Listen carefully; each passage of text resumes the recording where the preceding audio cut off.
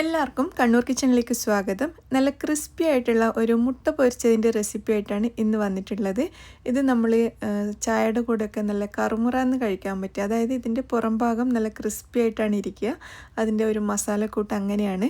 അപ്പോൾ അത്രയും ടേസ്റ്റി ആയിട്ടുള്ള ഒരു മുട്ട പൊരിച്ചത് തയ്യാറാക്കാനായിട്ട് ഞാനിവിടെ ഒരു 6 മുട്ട പുഴുങ്ങി അതിൻ്റെ തോടൊക്കെ കളഞ്ഞ് റെഡിയാക്കി വെച്ചിട്ടുണ്ട്. ഇനി മുട്ട ഓരോന്നും നമുക്കിതുപോലെ നീളത്തിൽ 3ആയിട്ട് കട്ട് ചെയ്തെടുക്കാം.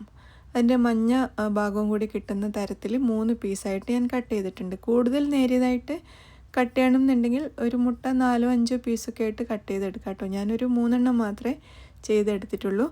അപ്പോൾ മുട്ട കട്ട് ചെയ്ത് വെച്ചു. ഇനി നമുക്ക് മസാലക്കൂട്ട് റെഡിയാക്കാം. അതിനായിട്ട് ആദ്യം തന്നെ നമുക്കൊരു ബൗളിലോട്ട് 1 ടേബിൾ സ്പൂൺ മുളക് പൊടി, 1 ടീസ്പൂൺ മല്ലിപ്പൊടി, 1/2 ടീസ്പൂൺ ഗരം മസാലപ്പൊടി, 1/2 ടീസ്പൂൺ ചെറിയ ജീരകത്തിൻ്റെ പൊടി, ഒരു 1/4 ടീസ്പൂൺ മഞ്ഞൾപ്പൊടി, 2 ടേബിൾ സ്പൂൺ അരിപ്പൊടി. അരിപ്പൊടി ഏതാണെങ്കിലും കുഴപ്പമില്ല, പുട്ടുപൊടിയോ പത്തിരിപ്പൊടിയോ ഏതാണെങ്കിലും കുഴപ്പമില്ല. പിന്നെ 1 ടേബിൾ സ്പൂൺ വരെ കറിവേപ്പില നല്ല പൊടിയായിട്ട് കട്ട് ചെയ്തതും, പിന്നെ ഒരു 1/4 ടീസ്പൂൺ ഉപ്പും ചേർത്തിട്ടുണ്ട്. ഇനി 2 ടീസ്പൂൺ ഇഞ്ചി വെളുത്തുള്ളി പേസ്റ്റ് ചേർക്കാം. അതിനുശേഷം വെള്ളം ചേർത്തിട്ട് ഇത് നന്നായിട്ട് മിക്സ് ചെയ്തെടുക്കാം. നമ്മൾ മീൻ പൊരിക്കാനൊക്കെ ഉണ്ടാക്കുന്ന മസാലയുടെ അത്രയും ലൂസായിട്ടാണ് ഇത് തയ്യാറാക്കേണ്ടത് കേട്ടോ. ആ ഒരു പാകത്തിൽ വെള്ളം ഒഴിച്ചിട്ട് നല്ലതുപോലെ മിക്സ് ചെയ്തെടുക്കാം.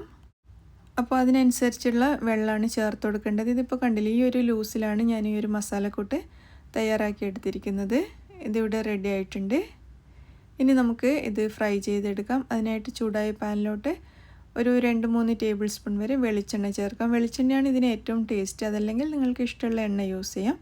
അപ്പോൾ ഇനി നമ്മൾ കട്ട് ചെയ്ത് വെച്ച മുട്ട ഓരോന്നായിട്ടും ഈ മസാലക്കൂട്ടിൽ നന്നായിട്ടൊന്ന് മുക്കിയതിന് ശേഷം നമ്മുടെ എണ്ണയിലോട്ട് ഇട്ട് കൊടുക്കാം. എണ്ണ ഒഴിക്കുന്ന സമയത്ത് ഡീപ്പ് ഫ്രൈ ചെയ്യേണ്ട ആവശ്യമില്ല കേട്ടോ. ഇതുപോലെ കുറച്ച് എണ്ണ ഒഴിച്ചിട്ടൊന്ന് ഫ്രൈ ചെയ്തെടുത്താൽ മതി. അപ്പോൾ മുകളിലൊക്കെ ഇതുപോലെ നമുക്ക് നല്ലോണം മസാലക്കൂട്ടങ്ങ് പുരട്ടി കൊടുക്കാം. എന്നിട്ട് നല്ലതുപോലെ ഫ്രൈ ചെയ്തെടുക്കാം. ഒരു ഭാഗം റെഡി ആയി കഴിയുമ്പോൾ നമുക്കിതങ്ങ് തിരിച്ചിട്ട് കൊടുക്കാം. അപ്പോൾ ഈ ഒരു മസാലക്കൂട്ട് നമ്മൾ അരിപ്പൊടിയാണല്ലോ ചേർത്തത്, അതുകൊണ്ട് പെട്ടെന്ന് ഇളകി പോവും. സൂക്ഷിച്ച് വേണം തിരിച്ച് മറിച്ച് വിടാനായിട്ട്.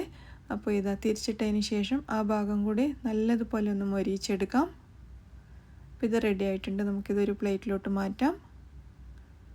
ഇത്രയേ ഉള്ളൂ. നമ്മൾ സാധാരണ പൊരിക്കുന്ന മുട്ടയേക്കാളും ഭയങ്കര ടേസ്റ്റാണ് കേട്ടോ. ഇതുപോലെ പൊരിച്ചു കഴിഞ്ഞാൽ നമ്മളിതിങ്ങനെ ചൂടോടുകൂടെ കഴിക്കുകയാണെങ്കിൽ ഇതിൻ്റെ പുറം ഭാഗം നല്ല ക്രിസ്പി ആയിട്ട് ഭയങ്കര ടേസ്റ്റാണ്. ചായയുടെ കൂടെയൊക്കെ നമുക്ക് എത്ര കഴിച്ചാലും മതിയാവില്ല. അതുമാത്രമല്ല, നമുക്കിത് ഉച്ചയ്ക്ക് ചോറിൻ്റെ കൂടെയൊക്കെ മീൻ ഫ്രൈക്ക് പകരം ഇതുപോലെ മുട്ട ഫ്രൈ ചെയ്തെടുത്താൽ നല്ല ടേസ്റ്റാണ് കഴിക്കാനായിട്ട്.